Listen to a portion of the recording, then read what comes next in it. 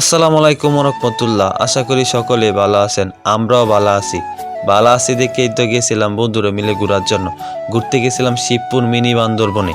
সেখানে পাহাড় আছে, জঙ্গল আছে, প্রাকৃতিক সৌন্দর্যে ভরা সেই জায়গাটা আসলে কথা নিজের চোখে না দেখলে বিশ্বাসই করতে পারতাম না। সেখানে গিয়ে বুঝতে পারলাম আসলে আমরা বান্দরবনে চলে আসলাম।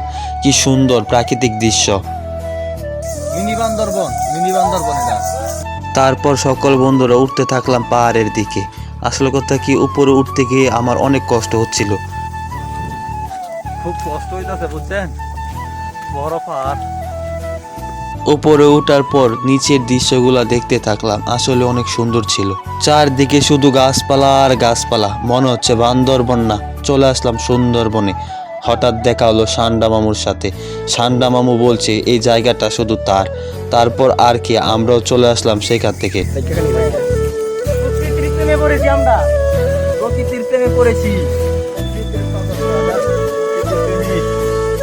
আবার সেখান থেকে রওনা দিলাম নতুন একটি জায়গায়, যাচ্ছিলাম বৌদ্ধ মন্দির দেখার জন্য।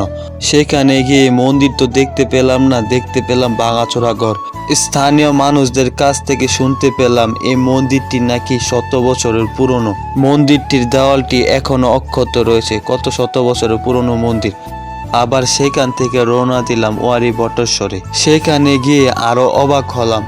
আগে এই জায়গাটির সম্পর্কে বইয়ে পড়তাম, এখন বাস্তবে দেখতে পেলাম।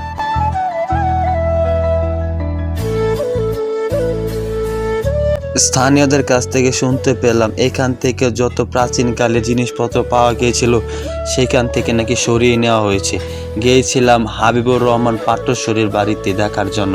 সেখানে গিয়ে দেখতে পেলাম ওয়ারি বটেশ্বরে জাদুঘর তৈরি করা হচ্ছে। সেখানে দায়িত্বরত কর্মকর্তাকে জিজ্ঞাসা করার পর তিনি আমাদেরকে নিয়ে যান ওয়ারি বটেশ্বর থেকে পাওয়া জিনিসপত্র দেখানোর জন্য। তারপর আমরা সকল বন্ধুরা মিলে দেখতে থাকলাম।